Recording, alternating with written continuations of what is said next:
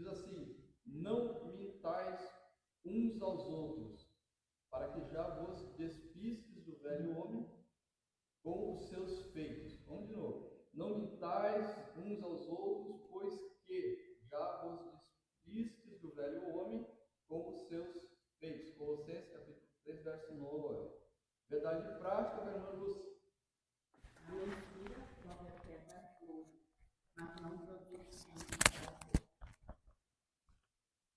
Amém. O texto áureo, irmãos, está na leitura, aliás, a leitura bíblica em classe, em Atos capítulo 5, verso 1 ao verso 11. Convido os irmãos a nos colocarem em pé para nós fazermos essa leitura responsiva da palavra do Senhor. Atos capítulo 5, verso 1 ao verso 11. Também boas-vindas ao irmão Eduardo, que estava convalescendo, né, recuperado, graças a Deus, né, e ao nosso meio. Atos 5, verso 1. Mas um certo varão chamado Ananias, com Safira, sua mulher, vendeu uma propriedade. Teve parte do preço, sabendo-o também sua mulher, e eu levando uma parte e depositou aos pés dos apóstolos. Disse então Pedro, Ananias, por que encheu Satanás o teu coração para que mentisses ao Espírito Santo e retivesses parte do preço da idade? Guardando-a não ficava para ti, e vendida não estava em teu poder, porque formaste esse desígnio no teu coração. Não mentistes ao dono da Deus. E Ananias, ouvindo essas palavras, caiu e expirou. Dizem, vendestes, portanto, aquela herdade? E ela disse, sim, portanto. Então Pedro lhe disse, porque é que entre vós vos concertastes para tentar o Espírito do Senhor?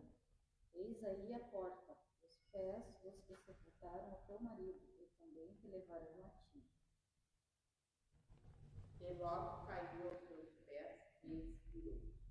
E entrando os jovens, acharam-na morta e a sepultaram junto de seu marido. E houve um grande temor em toda a igreja e em todos os que ouviram estas coisas. Amém? Vou chamar o irmão Otto, nosso professor, nessa manhã, passar aqui à frente, vamos orar pelo irmão Otto, vamos orar agradecendo a Deus.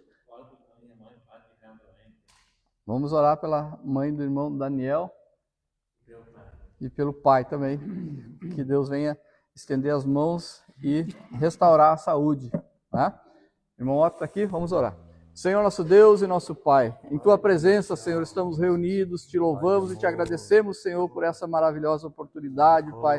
Agradecemos, Senhor, pela Tua igreja reunida, não somente na sede, mas também os adolescentes aqui no auditório Miro Camargo, Senhor, os jovens lá no bairro Jardim, e todas as congregações, Senhor, que tem classe de adulto nessa manhã, o bairro Tomé de Souza, o Colonial, o bairro Jardim, Senhor, que o Senhor venha estender as mãos sobre os seus servos, aqueles que estarão ministrando a Tua palavra, Senhor, e aqueles que vieram, Senhor, corajosos, valentes que vieram, Senhor, não temendo o frio, não temendo a chuva, mas vindo Te glorificar e Te exaltar. Abençoa também, Senhor, os visitantes nessa manhã, aqueles que vieram, estão conosco, Senhor, em comunhão, em amor, no Teu nome, Jesus Cristo. Levamos diante de Ti, Senhor, os pedidos de oração, os pais do irmão Daniel, que o Senhor venha estender as mãos, venha curar, Senhor, venha restaurar a saúde, Pai, que o Teu nome seja glorificado na vida deles. E apresentamos o Teu servo, irmão, o evangelista Otto, Senhor, que o Senhor venha, Pai, usá-lo grandemente nessa manhã, prepara os nossos corações, Senhor, edifica, Senhor, a Tua igreja nessa manhã, em nome de Jesus. Muito obrigado. Amém. Amém. Amém. Os irmãos podem assentar. A paz do Senhor para todos os nossos queridos irmãos, alunos, a nossa escola bíblica dominical. Agradecemos a Deus, em primeiro lugar, pela saúde, pelo privilégio de estarmos mais uma vez na nossa maravilhosa escola para aprendermos da palavra de Deus. Peço que os irmãos nos ajudem, tiverem contribuir com o assunto, tenham a liberdade. a dúvida, podem participarem, é uma escola. Pelo menos é a forma que eu uso, eu gosto mais da participação dos irmãos. Então nós estamos já na penúltima, né? Quase na antepenúltima lição. E o tema de hoje é os prejuízos da mentira, né, na família. Superando desafios e problemas. De repente, seja um grande desafio, né? É um grande desafio superar esse problema de ordem, como é que nós vamos usar a expressão assim, moral na pessoa, que é a mentira. Meus amados irmãos, a verdade prática, mais uma vez, diz assim: a mentira pode até dar flores, mas não produz fruto para o bem. Eu acredito que todos nós que estamos aqui já sofremos, né, consequências da mentira. Já alguma vez ou várias vezes nós fomos enganados, né, por causa da mentira. E nós vamos aprender nessa manhã, irmãos, que nós precisamos de um dom extraordinário na nossa vida, que é o discernimento espiritual, para não cairmos, né, tão fácil na cilada da mentira. Já que a mentira é uma extensão da vida do ser humano. O ser humano que não tem Deus, que não tem temor de Deus, a mentira faz parte, né, da sua vida cotidiana. É raro uma pessoa que em um momento ou outro não aplica uma mentira, né? Muitas vezes com altos prejuízos para a pessoa que ele mentiu, né?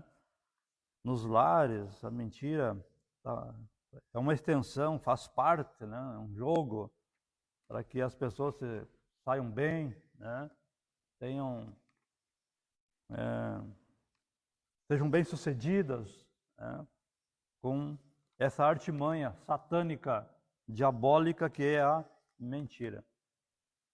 E nós temos que ter todo cuidado na nossa vida espiritual para que a mentira nunca faça parte da nossa vida, né? Talvez nunca nós vamos também dizer que nunca aplicamos uma mentira, né? Mas é do diabo a mentira, né? E ela traz sérias consequências para as outras pessoas e para nós também, né? Então nós vamos aprender nessa manhã um assunto muito profundo, né? E que tem corroído a vida de muita gente, de muito crente, porque vai de oposição, né? Vai ao oposto aquilo que nós cremos, ou aquele que está dentro do nosso coração, que é o Espírito Santo. E Jesus, ele disse que o Espírito Santo era o Espírito da verdade, né? Então, quando mentimos, estamos em oposição ao Espírito Santo de Deus. Abramos então aqui, todos já estão com a lição aberta, né? Uma lição, na página 79, e vamos já para a introdução. Nosso objetivo aqui é a lição e vamos então meditar aqui na lição. A introdução. A história de Ananias e Safira. Essa história que ela marcou, né? Um ponto trágico na história da nascente igreja, que causou um temor muito grande naquele povo daquela época, né? Esse casal aqui, né, soou de uma forma negativa, muito tremendo na época lá, né? Foi marcada negativamente pela mentira que o casal proferiu no início da igreja. Ao longo da história da igreja pós-Pentecostes, no livro de Atos dos Apóstolos, um sentimento amoroso de partilha a respeito dos pobres dominava na igreja cheia do Espírito Santo, para que os necessitados não tivessem carência. Alguns dos novos convertidos que tinham posses negociavam suas propriedades e depositavam o dinheiro recebido junto aos pés dos apóstolos para a distribuição aos necessitados.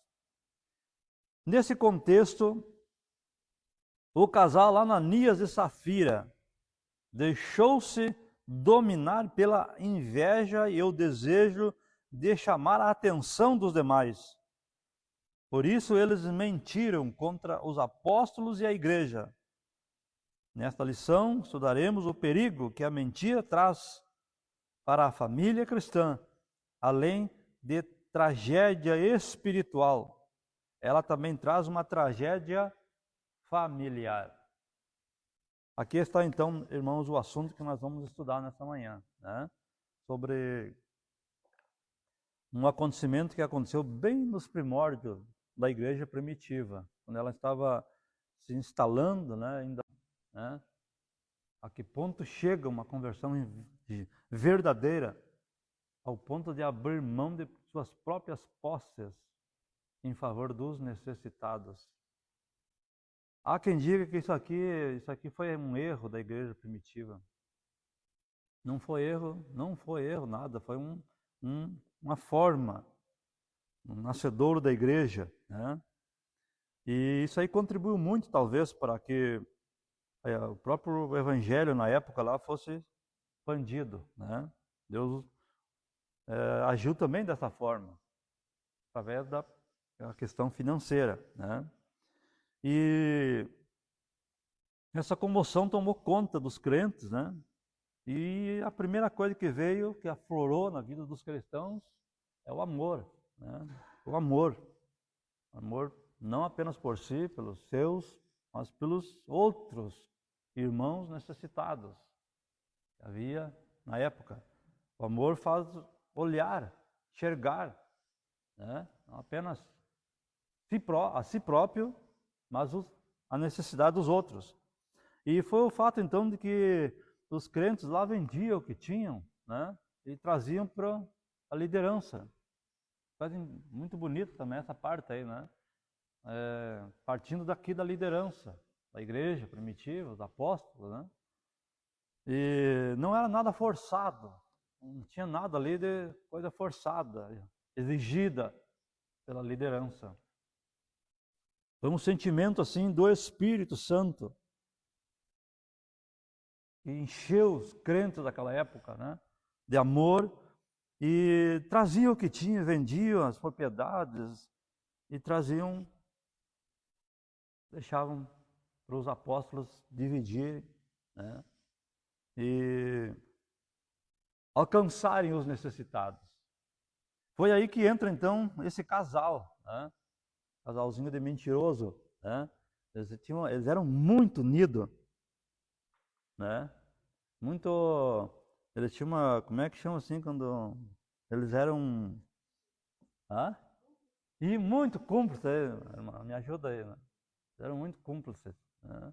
Uma mentira também. O que eu disser, tu diz também, né? E aí entra uma questão, assim, irmãos, às vezes de submissão demais da parte de ambos os cônjuges, né? Um se submete demais ao outro. E a gente nunca deve, né? A gente deve ir pela verdade. Se está correto, a gente aceita e compartilha. Mas se está errado, calça o pé. Não deixa se criar, né? É assim que funciona no lar cristão, né? Se está correto, não tem por que não nos submeter, né? Eu me submeto, mas se está errado, não é por aqui não, né? E o que aconteceu? Eles resolveram vender uma propriedade, né? Eles viram um irmão lá chamado Barnabé, né? Ele, motivado pelo Espírito Santo, irmãos, né? vendeu a propriedade que ele tinha, não sei se ele tinha mais outro, né? Há quem diga que aquilo ali foi um erro, que empobreceu o povo da época lá, tanto que Paulo depois teve que tirar oferta para mandar para os irmãos de lá. Mas eu não creio que a interpretação seja essa, né? Foi um mover do Espírito Santo, né? Se o Espírito Santo cair sobre nós de uma forma profunda, extraordinária, a gente abre mão de coisas assim, irmão, né, irmão, que a gente tem hoje como coisa mais preciosa, para ceder para o bem da obra de Deus. E foi esse espírito que predominou na igreja da época lá. E daí Ananias e Safira, vendo aquilo, né, eles não eram, como nós vamos estudar na lição, pessoas bem convertidas, né? E venderam a propriedade deles e retiveram uma parte. E vamos lá e vamos dizer que foi portanto. E fizeram isso. E o que aconteceu? Nós vamos entrar na lição e vamos ver melhor. Aconteceu que houve algo muito trágico naquele lugar lá. Morreu Ananias, né, fulminado por causa daquela mentira. E depois entrou a mulher dele, né, porque eram cúmplices, né, e confirmou a mentira. Interessante, irmão, né, que lá morria e já ia direto para a sepultura, né? Não deu 3 horas, o Ananias estava sepultado. Tinha gente até para isso ali, né? Tiraram dali, cobriram o corpo, tiraram dali e levaram para sepultar. Dali 3 horas, o casal, né, foi intimado à mulher, né? Porque se é um casal, os dois têm que estar em coerência, né? Tanto na vida espiritual, na vida ministerial, né? É uma carne só. Os dois, eles têm que estar na mesma fé, na mesma união, né? E a mulher confirmou e não deu outra. Foram fulminados ali. É um caso bastante trágico, né, irmão? O que aconteceu lá. Eu acho que um caso tão trágico assim aconteceu lá no livro, lá na época de Moisés, do Israel, na peregrinação lá, né? Com os filhos de Arão, né? Nadab e Abiú. Que se intrometeram lá e levaram fogo estranho para o sacrifício e foram fulminados também, né? E era fogo, mas era estranho, né? É fogo, mas era estranho. Então, não era verdade, era uma mentira, né? Eles estavam lá fingindo, estavam lá figurando e não deu certo.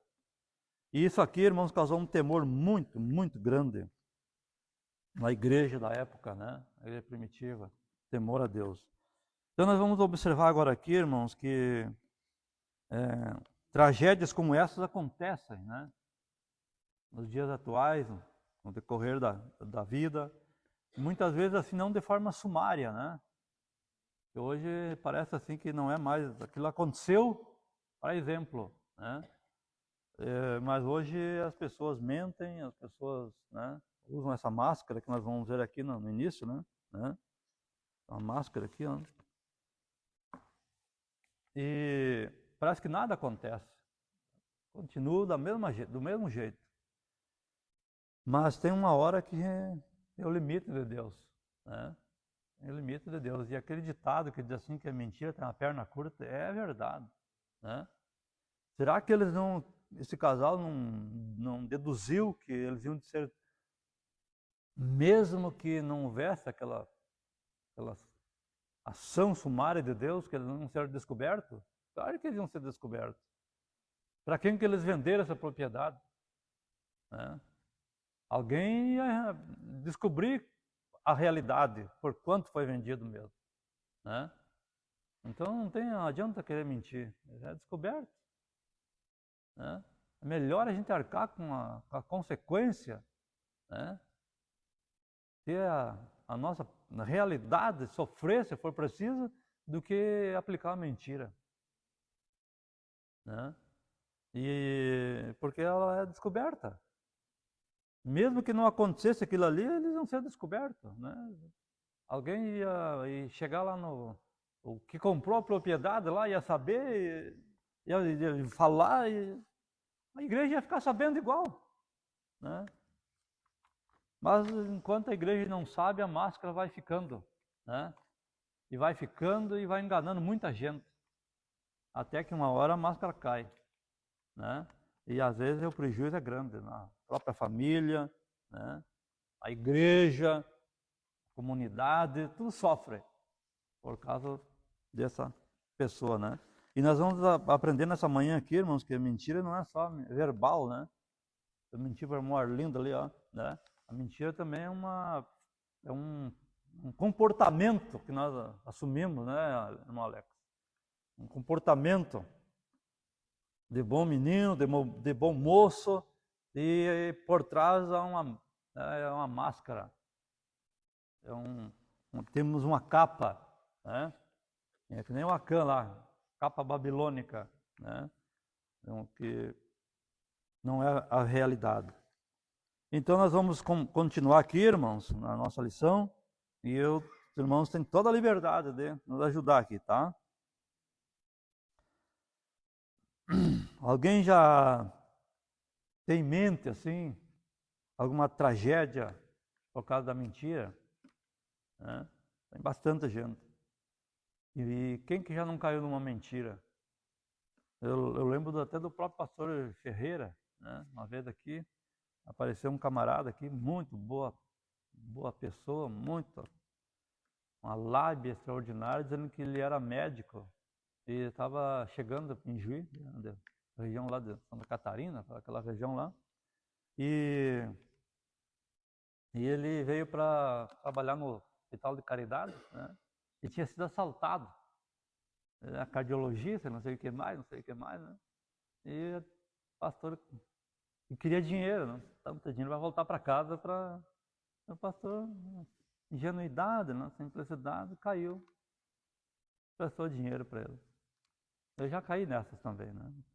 Ingenuidade da gente. A gente precisa ser mais, né? Usar o discernimento mais, para não deixar a mentira prosperar, né? Aqui, então, no primeiro tópico da lição, né, tem 3, né, de costume, né? Primeiro vai falar sobre uma conversão duvidosa. Depois, o segundo, o problema da mentira dentro da família, né? E o terceiro, protegendo a família da mentira e da hipocrisia. Uma conversão duvidosa. Vamos estudar essa parte aqui. Por que uma conversão duvidosa? Porque as atitudes do casal não revelavam a transformação de vida alcançada pelo poder do Evangelho, Romanos 1,16, né? O que diz lá? Porque o Evangelho de Jesus Cristo é o poder de Deus para a salvação de todo aquele que crê, né? É isso? Quem tem a Bíblia aberta aí para ler para nós aí?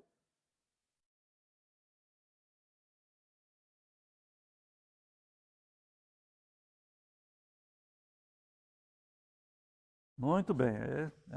O Evangelho é um poder transformador, né? Transforma a alma, corpo e espírito. Transforma tudo, né? E ele não deixa resquício de nada do mundo.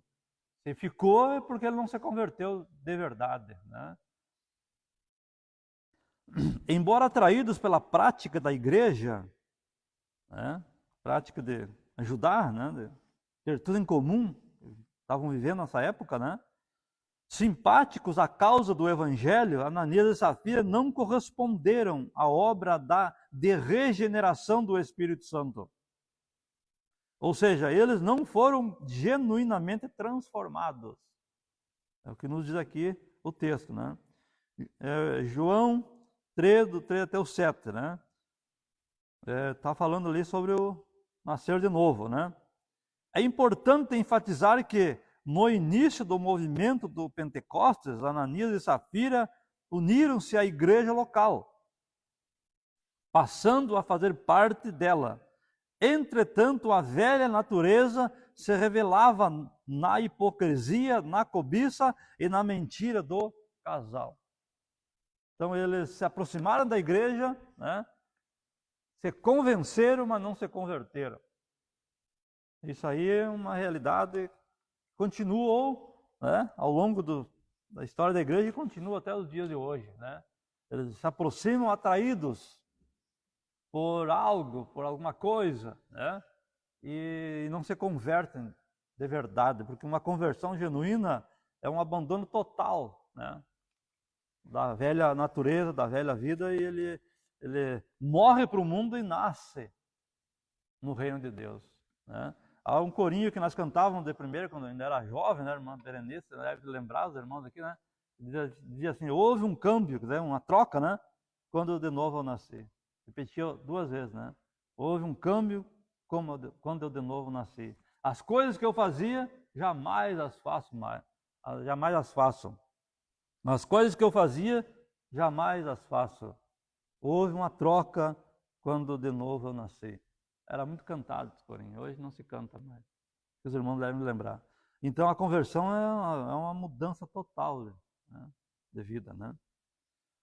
Vamos estudar agora essa parte aqui, que vai falar sobre o momento que eles viveram lá. Eu acredito que foi um momento único, necessário na época lá, né?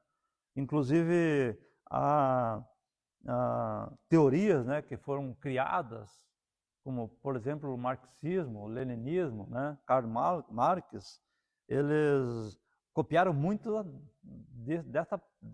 desse contexto aqui, né, do comunismo, né? Aquele demoniado do Boff, né, que criou a teologia da libertação, que não liberta nada, só escraviza mais ainda, né? Eles vieram nessas bases aqui da própria Bíblia. Mas aqui não tem nada de comunismo, né? Nada de... Aqui o comunismo nega Deus, nega as verdades centrais, a família, etc., né? E aqui não, aqui foi um amor que existiu dentro quase que inexplicável, né? Dentro da igreja da época, um amor profundo e um desejo de ajudar, de ter tudo em comum, né? E depois a igreja se propagou, né? Vamos observar que houve até perseguição para a igreja sair das 4 paredes e expandir para o mundo afora, né? Vamos ler então a comunhão na igreja de Atos. Em Atos dos Apóstolos está claro que uma das características dos primeiros dias da igreja, entre outras coisas, era a comunhão. Isso não quer dizer, irmãos, que isso aí terminou, né? A comunhão, o amor dos necessitados deve continuar. Era uma dos pilares da igreja, era essa, né? Era a oração, comunhão, partir do pão, né? Eram 4, parece que, né? Perseveraram unânime na doutrina dos apóstolos, na comunhão, no partir do pão e nas orações. E em toda a alma havia temor. E isso aí não foi extinto, né? É a resposta do amor que temos. Os convertidos a Cristo naquele tempo, advindo do grande grupo dos quase 3.000 novos cristãos, tinham tudo em comum, pois o Espírito Santo gerou no coração desses cristãos o amor generoso e voluntário.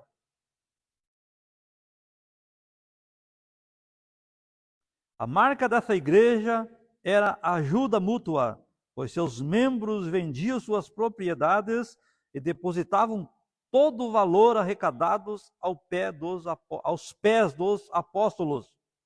Esse dinheiro tinha o objetivo de ajudar os mais pobres de Jerusalém. Atos 4, 34 e 35. Um exemplo desse espírito, né, que pairava na igreja na época, né, na primeira igreja foi um homem chamado Barnabé. Ele vendeu suas terras e entregou todo o dinheiro de forma voluntária para suprir a necessidade dos cristãos carentes. Era um fato, foi fato inédito que aconteceu na época, né? Não havia nada forçado, não partiu dos apóstolos, né? Não foi daqui do púlpito que surgiu a ideia, né? De que cada um tinha que ajudar de forma forçada, né? Ou até colocando medo nos crentes, né? Que se você não der para a igreja, você vai dar para a farmácia, etc, etc, que é muito discutido, é muito falado hoje, né? Não aconteceu nada disso, foi algo voluntário, nasceu no coração do crente. Esse é o princípio, irmãos, da contribuição, né? O princípio da contribuição diz que é a fidelidade do crente, não? A fidelidade é a consequência. O princípio da contribuição é a alegria. Deus ama quem dá com alegria. Então, quando o crente é alegre, né? O crente é alegre, ele dá. Ele tira até a camisa para ajudar.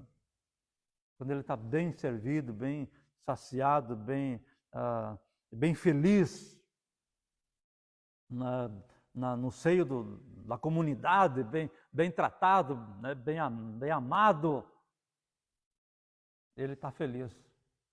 E a pessoa feliz, ele ajuda. Eu fico pensando assim, ó, as grandes lideranças que pedem tanto, se eles fizessem o contrário, tratassem bem o rebanho, ajudassem bastante o rebanho, fizessem com que o rebanho fosse um rebanho feliz, eles usufruíam muito mais.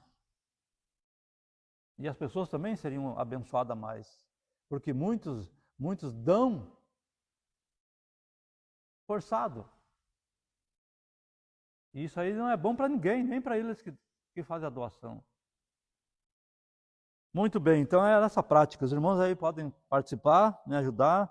Eu não quero que entrar em polêmica, né? Mas ficar na lição. A lição está falando disso, né? Não tem por que nós fugir também, né? Então, não vamos cortar a volta, não. Isso. É verdade.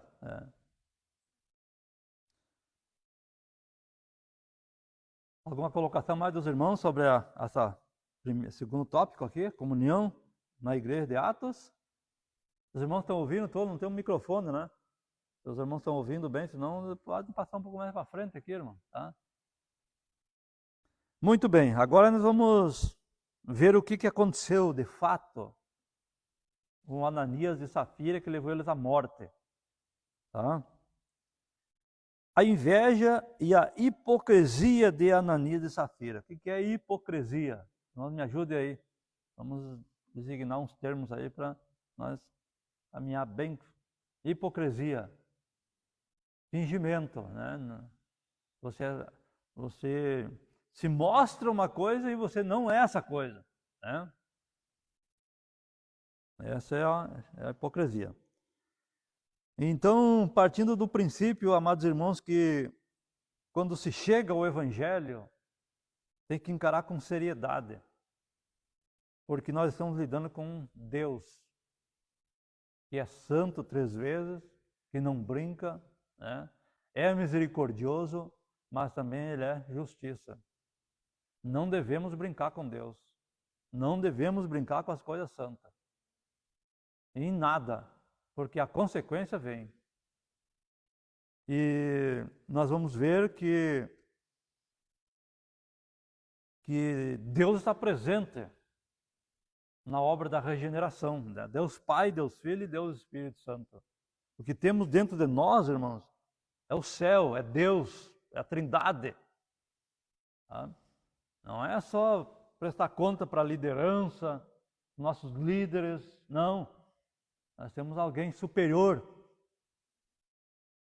E muitas vezes há consequências nos lares, coisas erradas, né?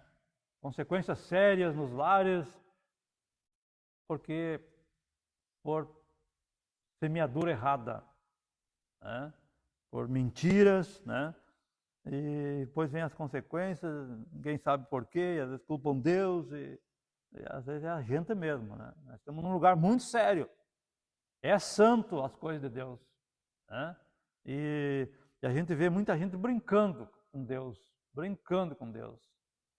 e aí Deus vai levando, né? Mas chega a hora que não tem volta mais. Então é bom a gente ser muito prudente, temente a Deus e não imaginar só que Deus é um policial que está policiando a gente em tudo, que não podemos, não é isso aí, Deus é amor, mas na medida do possível, irmãos, vamos fazer o bem, vamos fazer, praticar o que o Evangelho nos ensina. Próximo item aqui, ó. Aqui é a inveja, a hipocrisia de Ananias e Safira, né? Eles partiram de um princípio assim que eles enxergaram possibilidades além do que era real. Quando viram o desprendimento generoso de Barnabé, né, Ananias e Safira encheram seus corações de inveja, né?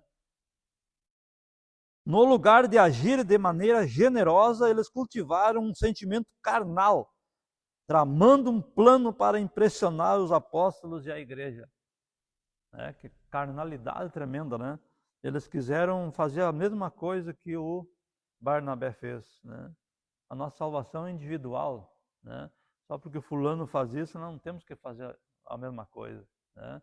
Nós temos que agir dentro das nossas possibilidades, né? Sempre movidos pelo amor. Então aqui nós vamos já começar a observar os degraus que levaram Ananias e Safiras à morte, né? Eles viram aquilo, né? Um Barnabé lá, o homem lá vendeu o campo dele, né? E talvez imaginavam que eles iam ser mais bem vistos ou teriam uma posição maior na igreja se eles fizessem isso. Mas vamos observar, irmãos, que os apóstolos, eles não olhavam por esse prisma. Ou você dava 1 centavo, ou você dava 10 mil, 15 mil, para eles era a mesma coisa. Não era para eles, era para a obra, era para a igreja. Assim que a liderança deve agir. E era assim que Pedro agia, os apóstolos agiam.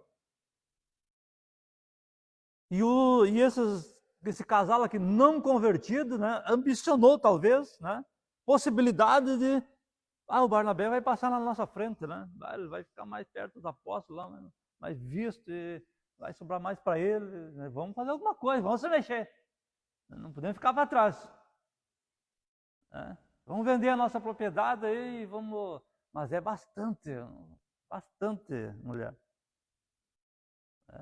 E interessante que quando antes de você ganhar, você faz bastante promessas. Mas depois que você viu o dinheiro na mão, é bastante dinheiro. Tem outras coisas para fazer. E o que eles fizeram? Eles entraram num consenso. Bem clara a Bíblia, ela deixa bem claro que eles entraram num consenso, os dois, né? Vamos fazer assim, ó, né? Vamos vender a propriedade e vamos pegar uma parte. Vamos ficar com uma parte, não vamos dar tudo, né? E então acertaram isso aí. Ananias foi lá e levou, aqui vendemos uma propriedade, a nossa propriedade está aqui, o dinheiro dela. Pedro não questionou nada, né? E o que aconteceu? Vamos ler aqui. No lugar de agirem de maneira generosa, eles cultivaram um sentimento carnal, tramando um plano para impressionar os apóstolos e a igreja. O plano era o seguinte: vender uma propriedade, levar o dinheiro como oferta à igreja, mas reter uma parte desse valor para eles mesmos. Interessante, amados irmãos, quando a gente doa, vem o retorno. Deus retorna para a gente. Essa parte que eles retiveram, era Deus que ia dar para eles. De formas muito diversas. Era Deus que ia fazer para eles isso. Assim como acontece conosco. Ah, mas eu vou ter que dar tudo isso? Dá. Porque essa parte que você achava que ia reter, é Deus que vai te dar para você. Abençoar você, tua vida, tua família, teu ministério, não no presente, mas no futuro. Né? As bênçãos de Deus muitas vezes não é só para agora. Né? Ah, Deus não está me abençoando, não, calma aí. Tem você, tem tua esposa, tem teus filhos. Você tem um futuro, você está deixando um futuro. E Deus abençoa a gente, a primeira, a segunda, a terceira geração da família da pessoa fiel a Deus, honesta e sincera. Né? Então o que eles retiveram era o que Deus ia dar para eles, mas de forma muito mais abençoada, muito mais próspera, né?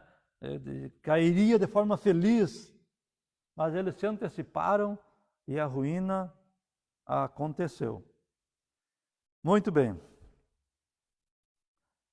Ananias e Safira fingiram dar todo o dinheiro à igreja. É muito triste quando a hipocrisia e o engano se instalam no coração do homem. Mas mais trágico ainda, quando uma realidade acontece no seio da família cristã. Devemos estar vigilantes. O diabo age para desfazer a unidade do Espírito na vida da família. Um tempo atrás, faz bastante tempo atrás, eu fui num velório, num rapaz que faleceu, e lá conversando com um parente bem chegado dele. Foi bastante triste aquele fato ali. E ele disse assim: Otto, eu já vinha há tempo vendo que alguma coisa ia acontecer de errado. Estava muito claro as evidências de que não ia dar certo. Então existe, irmãos, uma etapa antes da tragédia que se torna bem visível. E a gente pode, se for cristão, tem o Espírito Santo, a gente pode discernir. O Espírito vai revelar para nós que está errado e se antecipar a uma tragédia. Antecipar um erro que pode custar muito caro. Pode custar até lágrimas para nós. E aconteceu com Ananias e Safira. Né? Eles retiveram porque eles tinham a doação deles era com segundas intenções. Era com ambição, não era com desprendimento. E nós vamos ver agora aqui no quarto tópico, quando a mentira e o engano enchem os corações. Cheio do Espírito, incisível com a autoridade espiritual, veja agora vem a atitude do líder aqui, o Pedro, né, o apóstolo Pedro. Disse a Ananias: Ananias, por que encheu Satanás o teu coração? Ele deu liberdade, né? Deu vazão às ideias, né? E fluindo as ideias, né? O apego, né? Demasiado para as coisas materiais, a avareza, né? Foi enchendo o coração dele. E quando o coração vai ficando cheio, os olhos vão ficando cegos, né? Principalmente quando é das coisas do mundo, as coisas ruins. A cegueira vem batendo junto. Né? E o Pedro disse para ele, né? Por que mentistes? Porque deixou Satanás encher o teu coração para que mentisses ao Espírito Santo e retivesse parte do preço da herdade. Guardando-a não ficava para ti, e vendida não estava em teu poder. É muito linda a atitude aqui do apóstolo Pedro, né? Uma atitude assim, desprendida, né? Ele dá bem para entender que ele não estava forçando e não estava partindo dele aquele gesto deles. Pedro não estava contribuindo em nada, era a atitude deles. Estavam doando da livre e espontânea vontade deles. E o Pedro vai e diz assim: se tivesse lá a tua propriedade, era de vocês. Se vocês vendessem ela, era de vocês também. E se vocês tivessem uma parte, não tinha problema nenhum. Agora fossem sinceros, não usassem de mentira. Por que vocês mentiram? Não mentiram a nós aqui, ó, mas mentiram ao Espírito Santo. Veja bem, irmãos, que existe alguém acima de nós, que nós devemos reverência e temor. Às vezes a mentira acalha muito bem, mas ficamos em débito com o Espírito Santo de Deus. E o que aconteceu? Guardando-a não ficava para ti, e vendida não estava em teu poder? Por que formaste esse desígnio em teu coração? Não mentiste aos homens, mas a Deus. O apóstolo Pedro também tratou com a esposa de Ananias. Não vai ver, foi um mentiroso, não vai, a outra mentirosa vai ser inquirida também, né? Trouxe ela junto, ali 3 horas, né? Ananias expirou, morto, e os homens ali, os rapazes ali, uns jovens, levaram para a sepultura. E entrou a mulher de Ananias, a Safira. E o Pedro fez a mesma pergunta: é verdade que vocês compraram a propriedade, venderam a propriedade, estão trazendo o dinheiro todo para ir aqui? É verdade, foi bem assim mesmo que o Ananias falou. E ela não sabia o que tinha acontecido. Aí o Pedro só diz assim, os rapazes aí sepultaram teu marido, recém mesmo, vão sepultar você. Os mentirosos, vocês mentiram. Vocês não precisavam ter feito isso aí. Criaram uma tempestade, né, num copo d'água, tudo pela arrogância, orgulho, né? Se traíram com os próprios defeitos, envenenaram com seus próprios defeitos, né? E deixaram de viver. Podiam, como diz aqui um texto aqui, ó, podiam viver feliz com a propriedade deles, né? Não precisa abrir mão para servir a Deus. Não precisa abrir mão das coisas para servir a Deus. Agora, se prometeu, né? Até Eclesiastes, assim, ó, tu fez um voto, cumpra o voto. Não precisa fazer. Fez, cumpra. Né?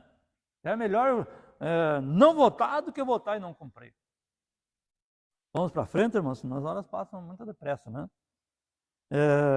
E foi aqui a cena trágica, né? Portanto, vemos que a mentira e o engano dominaram o coração do casal para tentar ludibriar a igreja e, consequentemente, a liderança apostólica. Ao tentar enganar a liderança local da igreja, na verdade, eles mentiram contra o Espírito Santo. Atos 5:13. Voltando-se diretamente contra Deus. Para ver, irmãos, quando há uma liderança genuína, há uma liderança bíblica, há uma liderança assim fundamentada nos princípios da palavra de Deus, essa liderança tem muita autoridade, sabe? Tem que ter respeito, né? Porque foi o que aconteceu lá, né? Aconteceu lá, eles eram uma liderança instituída por Deus, né? Mentiram para... E a consequência foi muito séria, né? Vamos então, irmãos,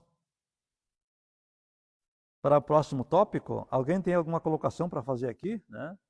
Vimos aqui que a máscara caiu, né? Do Ananias e Safira, não durou muito, né? A mentira que eles arquitetaram não durou muito, né? Foi descoberto. Não tem que mentir, né? Hoje nós vamos entrar aqui no assunto, né? Casais que um mente para o outro, né? Filho que mente para o pai, pai que mente para o filho, às vezes não mente assim verbalmente, né?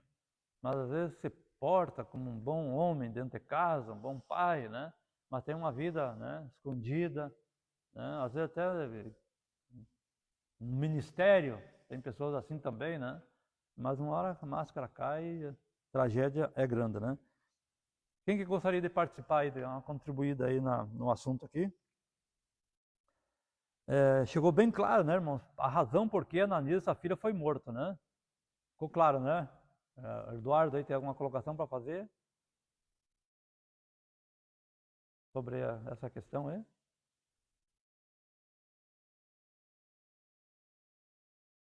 É.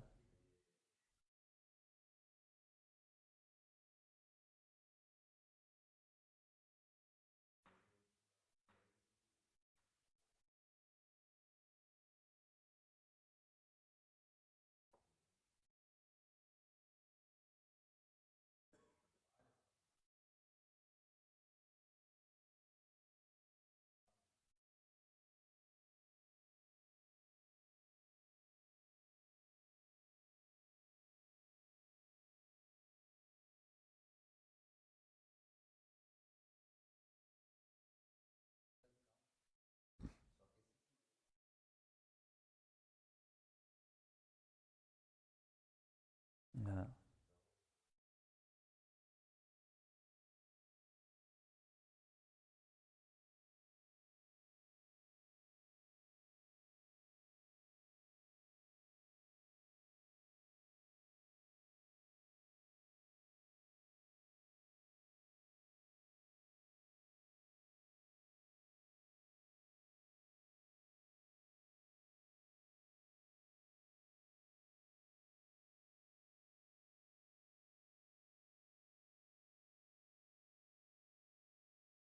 É. E por outro lado, a gente observa, irmãos, que o dinheiro, ele anda junto, né? Queira ou não queira, a parte financeira anda junto. Uma igreja, ela não subsiste se não tiver essa parte financeira, né? Como é que vai se manter uma igreja, um povo, né? Que congrega? Então, nós observamos que desde o princípio, essa questão aí, ela anda junto, né? Ela não é a prioridade, mas ela faz parte, né? Para que uma comunidade se mantenha. Mais alguma colocação dos irmãos aí? Num Alex, num Jair aí, nossos professores aí. Eu não sei porque eu estou aqui com esses mestres aí que dão aula, tem programas até hoje não ouvi nenhuma vez você no programa. Né? É uma correria medonha, às vezes eu vejo no grupo ali eles, mas vejo bem pouquinho. Sempre tem uma coisa para fazer. Mais alguma colocação dos irmãos aí para nós passar para a próxima parte aqui? Então ficou bem claro, né, irmãos, que Deus não mata ninguém porque a gente não contribui, né? Às vezes é a mentira que é a razão, as consequências, porque a mentira não faz parte do reino de Deus. Ela surgiu com o diabo, né? Ele que criou a mentira, né? Ele com certeza nasceu nele, foi nele que nasceu, né? Lá ele enganou os anjos, demais anjos, a terça parte dos anjos, né? Mentiu. E ele é o pai da mentira. Quem mente é filho do diabo, né? E tem umas mentirinhas aí que dizem que é mentira santa, né? Vamos entrar um pouco aí para dar uma descontraída, né?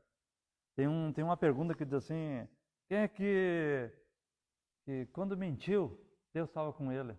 E quando ele deixou e falou a verdade, Deus se retirou dele. Sabem dessa aí, não? O Sansão. Mas será que quando ele mentia, Deus estava com ele mesmo? Não estava, não. O Sansão ali já começou a queda dele quando ele foi lá para a casa da Dalila, né? Ele começou a brincar com aquela mulher, né? Brincar com as coisas de Deus, né? Os valores que Deus tinha na vida dele, né? Ele começou a brincar, então Deus não estava mais com ele ali, né? Para dizer assim, quando mentia, Deus estava com ele. Ele não estava mais. Então, como é que Deus vai participar de mentira? Deus não participa da mentira, né? Existem casos assim, irmão, né, na Bíblia que dizem que... mas não é mentira, não é engano, né? Como no caso de Samuel, né? Samuel, para que Saul não descobrisse, né, que ele ia lá ungir um rei, né? O Samuel foi muito prudente. Ele disse, não, eu estou indo lá sacrificar com o Jessé. Mas ele foi mesmo sacrificar, né? A unção do rei, a unção a Davi, né, foi uma consequência ali depois, né? Mas como ele era um homem de Deus, um homem muito sábio, ele não quis. E muitas vezes é assim que a gente tem que agir. Isso é prudência, não é mentir, né? Não é uma mentirinha santa. É uma forma de você contornar, né? Para que, se ele dissesse ali que ele ia lá para ungir um novo rei, feita a maior, né, confusão.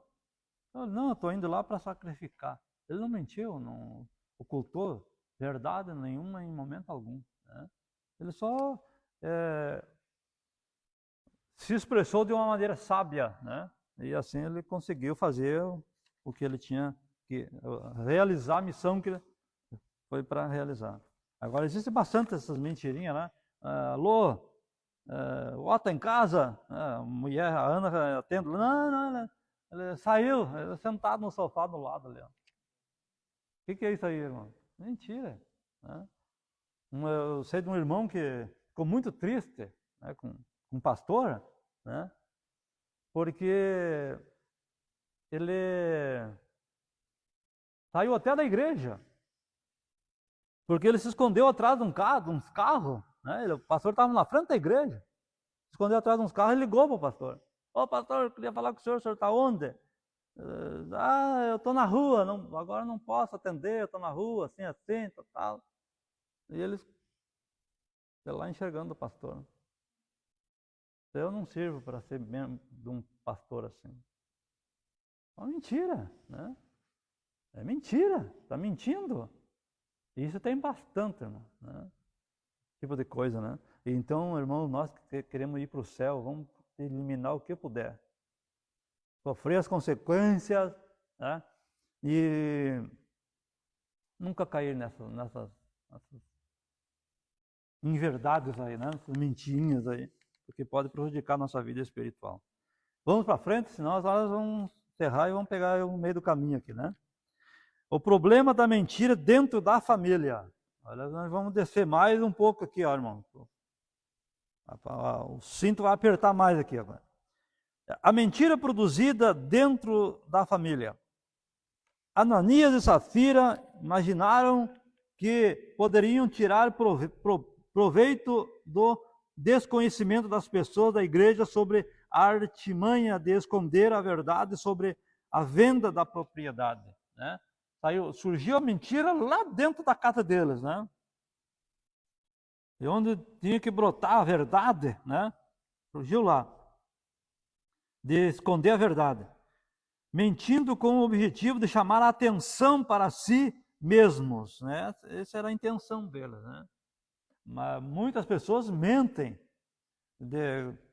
com o ministério que tem, né? Mentem através da oração, mentem através da consagração, mentem através das contribuições, porque eles fazem tudo isso, no fundo é uma mentira. Não é nada para Deus, não é nada de amor, é tudo intenção. Ou de subir no escalão ministerial, ser visto, ser admirado. Essas pessoas não ganham nada de Deus, irmão, só tem prejuízo. E quando eles chegarem lá no céu, eles não vão ter galardão nenhum, porque eles fizeram tudo com a intenção errada.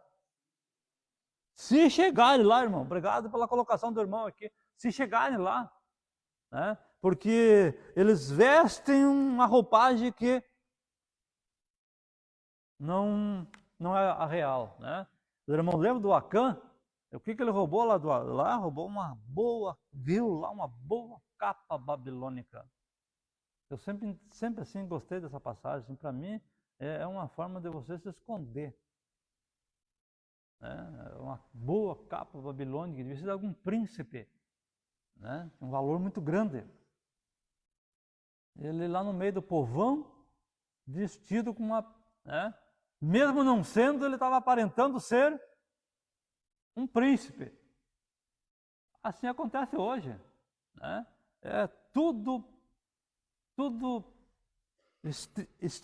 exterior, né? Então temos que ter bastante cuidado com isso aí, né? Vamos para frente, irmãos? Atos 5:1 ali parando, né? Isso fala a respeito de pessoas que se dizem cristãs, mas mantêm velhos hábitos da vida mundana. O Espírito Santo se entristece quando dentro da família, esposo, esposa, filhos e filhas ou outros membros fazem da mentira um estilo de vida. É triste isso aí, né? E tem muitas famílias que estão enroladas com isso aí. Um mente para o outro, né? A esposa sai comprar um vestido lá e quanto pagou pelo vestido aí? Às vezes estava perguntando, né? Agora tem uns caras meio caxias demais mesmo, que tem que dar uma mentira, né, para poder aguentar. Não, eu paguei tanto. E, às vezes é muito mais, às vezes até o dobro, né? Mentira, né? E assim acontece, irmãos, né? Aquelas mentirinhas.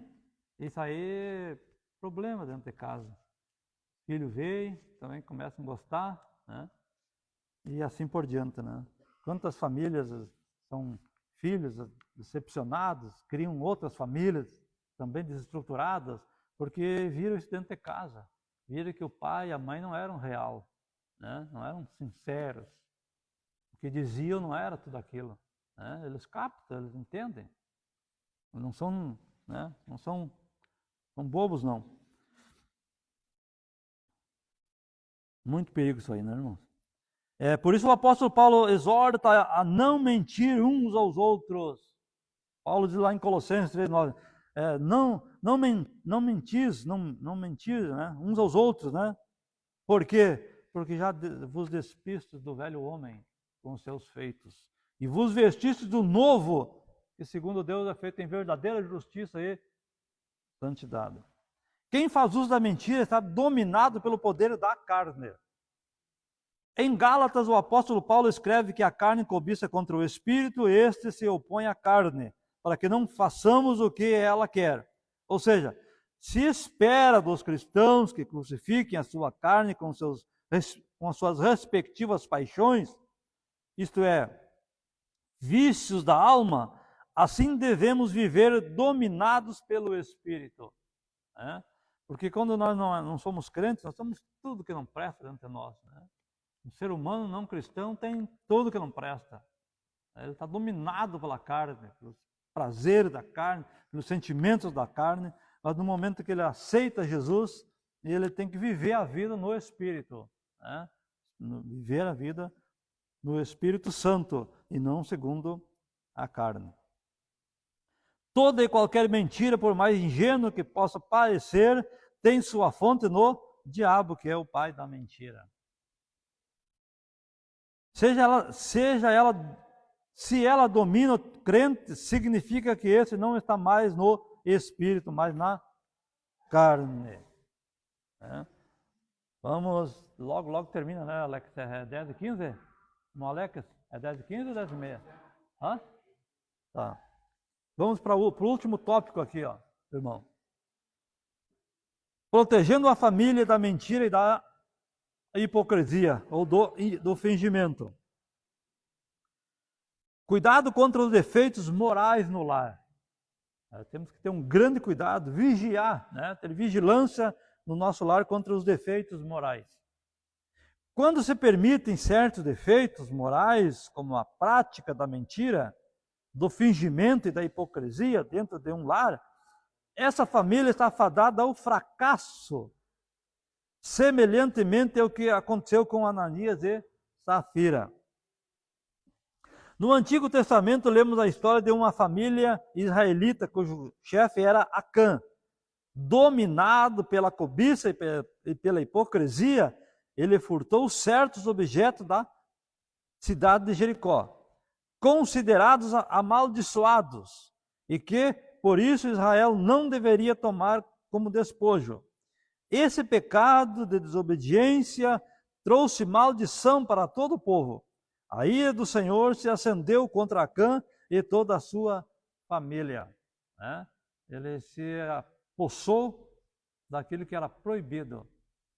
E na época lá, irmãos, foi lá rapidamente descoberto, né? Deus parou de agir no meio do povo de Israel e denunciou o pecado. Ó, tem pecado aí dentro, no arraial de vocês aí, né? Hoje as coisas é muito mais difícil, né? Você às vezes sabe que determinadas coisas estão acontecendo, mas não tem como provar, né? Hoje excluir alguém pode ter da causa de polícia, né? Então a igreja tem que ir para a oração, orar, ter um clima de oração, de consagração, que o pecado não permanece. Ele é pecador, se não quer se converter, ele automaticamente ele é expulso, né? Ele sai embora. Precisamos agir contra a hipocrisia e a mentira. Ninguém está livre de se achar dominado pelas mesmas hipocrisias e mentiras que se acharam no casal Ananias e Safira, né? Ninguém está livre de que algo assim aconteça. Por isso a Bíblia nos ensina que não podemos trocar a verdade de Deus pela mentira, né? Temos que procurar ser íntegro. Eu sei que é difícil, não é fácil, né? Mas esse é o caminho do cristão, esse é o caminho do céu. Como fazem as pessoas dominadas pelo pecado, né? Aos servos de Deus cabe fazer um autoexame diante dele contra a hipocrisia, contra esse fingimento, né? Sim, a consequência direta da mentira é a hipocrisia. Esses dois vícios são obras carnais que podem dilacerar uma família, né? Eu nunca esqueço tinha um irmão aí que era mentiroso, e era briqueiro, o homem brincava, mentia, né? Daí eu vendi um carro com um irmão lá de Auguspetano, nós vendeu daqui, se encontraram aqui, e colocou naquele carro ali, quase como se fosse zero, carro velho, né? Mas ele elogiou aquele carro assim que... Tá? E o cara se interessou, não, o preço tá bom, leva lá que vamos negociar. Levou o carro lá, mas tu não trouxe o carro que tu me falou que ia trazer para me negociar? Não, está aqui. Não, isso aí não é nem perto daquilo que tu me falou. Explicou uma mentira, era crente, irmão da igreja, né? Daí ele, para ser safado da mentira, ele disse assim para ele: as irmãos, eu queria que tu visse a buzina que tem esse carro. Então, os mentirosos, né, irmão? Briqueiro. Sempre existe espaço para mentira. Mas o crente não deve mentir. Tem que ser íntegro. Sofre, mas não mente, irmão, né? Porque isso vai te levar à ruína, né? Jesus vem e nós podemos ficar porque estamos mentindo. Para encerrar, não deixe o inimigo agir na família. O versículo 13 diz: Ananias, por que encheu Satanás o teu coração? Satanás foi colocando aos poucos, né? E foi enchendo o coração dele. Ele não enche de uma hora para outra, né? Essa mesma expressão foi dita para Judas, né? Porque deixou Satanás encher teu coração. Ele gosta de fazer isso, né? Ele começa aos pouquinhos, né? De gota, e a pessoa vai deixando, né? Quando vê, o coração está cheio. E pode notar assim, ó, se tiver alguma coisa lá dentro, né? Vai colocando aquilo que está lá, sai fora, né? Aflora e fica só o que não presta lá dentro. E aos poucos Satanás foi enchendo o coração de Ananias, né? Do arrogância, de orgulho, de inveja, de desejos carnais, né? E levou eles à ruína. É indiscutível indiscutível que Satanás age ativamente na terra, especialmente contra as famílias da Igreja de Cristo. Ele trabalha contra essa importante instituição, investindo contra os seus membros. Felizmente, como Ananias, há muitos que permitem a Satanás encher os seus corações para desestabilizar a família. Por isso, cabe-nos estar em oração e vigilância. Então podemos fazer o que a Bíblia diz: sujeitai-vos, pois, a Deus, resisti ao diabo e ele fugirá de vós. Que Deus nos ajude, irmãos, nós termos uma vida isenta, uma vida livre dessa praga, desse mal que é a mentira. Conclusão: como aconteceu com Ananias e Safira, que foram punidos pelo Senhor com morte instantânea, membros da família que praticam a mentira podem experimentar consequências gravíssimas por causa dessa prática, né? Às vezes estão mortos espiritualmente, né? Mortos ministerialmente, né? A mentira, ela está até nos púlpitos. A gente percebe que aquilo ali não é uma verdade, que está havendo uma mentira ali, né? E logo, logo a máscara cai, né? Pode experimentar consequências gravíssimas por causa dessa prática. A Bíblia diz que a igreja é a coluna e é a firmeza da verdade, né? A igreja tem ela detém, né, a ordem de preservar pela verdade, primar pela verdade, né? E de encontro à mentira. Portanto, ainda que num primeiro momento possa parecer difícil, o caminho da verdade sempre é o melhor. É difícil, às vezes, você ter que, né, falar a verdade, vai sofrer a consequência, mas logo, logo Deus vai dar um jeito de te abençoar, te ajudar. Aquilo que você perdeu por dizer a verdade, Deus retribui depois. Deus abençoe os irmãos, né, que o nosso coração seja um coração limpo, né, livre da mentira. Deus abençoe os irmãos, amém?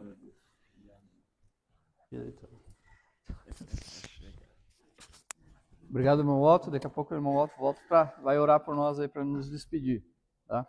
Irmãos, eu anotei aqui algumas coisas sobre a mentira, né? E faltou eu anotar aqui, irmão Otto, mentira santa. Eu anotei aqui a mentira social, né? Que a gente vê que, infelizmente, na nossa própria legislação no Brasil, a Constituição, ela estabelece a mentira como não é um crime, é a possibilidade de cada cidadão mentir, porque a Constituição diz que aquele que está com uma suspeita, alguma coisa, ele não pode produzir provas contra ele mesmo, né? Então, estabelece que ele pode mentir. Então, a mentira é uma coisa institucionalizada. A mentira social, ela não é um crime, né? Assim como o irmão Otto sentado no sofá, a irmã Ana, né, diz, ele não está em casa. Mas muitas vezes, né, irmã Lúcia, que o empresário, ele recebe ali pode acontecer isso, né? Recebe um telefonema, o patrão recebe um telefonema de um cobrador ou de um vendedor, diz que eu não estou aí, né? Uma mentira pequenininha, mas a Bíblia nos adverte, né, que um abismo, ele puxa outro abismo. E, infelizmente, a gente vê assim que a mentira, ela tem corroído famílias, né? Eu atendi assim uma pessoa e confessou que a família dele foi destruída. O começo da destruição da família foi a mentira que ele praticava. Uma mentirinha que ele praticou. Ele dizia assim, eu vou lá, mas ele foi acolá, né? E as coisas foram se complicando, a família se desintegrou, se separou da esposa, se afastou da igreja, um monte de coisa, então, que vem gerando aí através de uma pequena mentira, né? E a gente compara a mentira como uma faísca de um grande incêndio. Se essa faísca não for coibida, não for exterminada, ela pode gerar um grande incêndio, né? Então, também uma forma também social de se mentir, né? a pessoa fica um tempo sem encontrar uma outra pessoa, e dali a pouco vê ela gorda, barriguda, envelhecida, diz, mas tu tá bem, né? Tu tá bem, né? E a pessoa sabe que ela não tá bem, né? Mas aquilo para o ego ser levantado, então é uma mentira que também ela não é bem-vinda, né? Não é bem-vinda porque não traz uma situação que é o inverso, né? Que é a verdade. A gente tem que falar a verdade. Claro que ninguém vai chegar dizendo, mas como tu tá velho, né? Mas a gente pode dizer outra coisa, né? Que bom te ver, né? Que bom te rever. Né? Outra coisa, a mentira como um sistema de defesa. As crianças, né, elas praticam uma arte. Eu desci ali nos adolescentes agora, né? Alguém pisou com o pé embarrado. Eu vou dizer, quem foi que pisou aqui? Não, eu não fui, eu limpei lá o pé na grama, eu não sei o que, não vai aparecer ninguém. A irmã que é prof sabe como é que funciona. E a criança, tem até uma história que um pastor ele contou, de que a criança arriscou, fez um monte de risco, e a mãe chegou na criança e disse, quem que fez isso aqui? Quem que fez isso aqui? A forma de falar. E a criança disse, não fui eu. E a mãe disse, mas ficou tão lindo, tão lindo. E a criança já de imediato, né, irmã, que é um negócio de arte, ela disse, fui eu, mãe, fui eu. Então, para se defender, ela mente, né? Então, uma coisa que tem que ser ensinada, né? E também existe uma doença chamada mitomania, que a pessoa que ela é uma patologia. A pessoa mente porque ela é doente pela mentira, e é aquela mentira que precisa uma outra mentira para manter aquela mentira, e assim vai uma roda sem fim. E o mentiroso profissional é aquele estelionatário, né? Aquele que vende o carro velho dizendo que é um carro zero, né? Que pinta uma maravilha. Eu conheço um vendedor, né? Ele tem que vender o produto, mas ele tem que apresentar as verdades, né? Então, nós vemos aí que a mentira está institucionalizada entre as empresas, e assim muitas, através das propagandas, dos marketings, né? Muitas empresas aí, eu acompanho e vejo muito assim, questão das montadoras, né? O marketing que eles aplicam, e muitas mentiras aí, é uma guerra muito grande entre eles, e mais de 80% do marketing entre essas grandes empresas é formado na mentira. Se eles deixarem de mentir, eles vão falir, infelizmente, né? Aí o mundo jaz no maligno, e como o irmão Otto falou, a mentira, ela surge no ser humano, e quem traz isso é o próprio diabo. Lá em Gênesis, no capítulo 3, ele mentindo para Eva, né, usando de artimanha ali. E aí João, no capítulo 8, verso 44, ele confirma, né, que o diabo é homicida desde o começo, é mentiroso, pai da mentira, e aquele que mente é filho do diabo, e não filho de Deus. Mas nós estamos estudando aqui, nós precisamos, irmão, criar hábitos para proteger as nossas famílias contra a mentira. E como a gente estabelecer isso? Como a gente estabelecer? Os irmãos já estão fazendo, né? Nós temos que proteger a nossa família com os alicerces certos, os alicerces corretos. No Salmo 127, ele vai dizer assim, que se o Senhor não edificar a casa, em vão trabalham os edificadores. Então, se nós as pessoas querem edificar a sua casa com doutrinas de homem, com doutrina de demônio, com mentira, vai dar problema. Vai dar problema. Então, nós temos que edificar a nossa casa com o Senhor Jesus Cristo.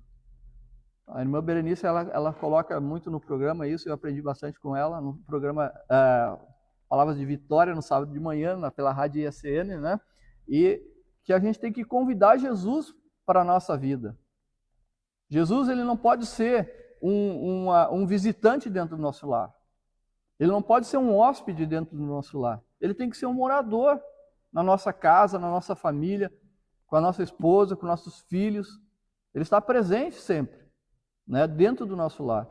Nas atividades que a gente for fazer, a gente convidar Jesus para fazer, que a irmã coloca isso, né, os exemplos que ela colocou no programa, que não gostava de lavar louça, convidou Jesus para, na hora de lavar louça, e se tornou as melhores atividades que ela mais gosta de fazer, lavar louça, fazer as coisas que ela não gostava, ela convidou Jesus para participar.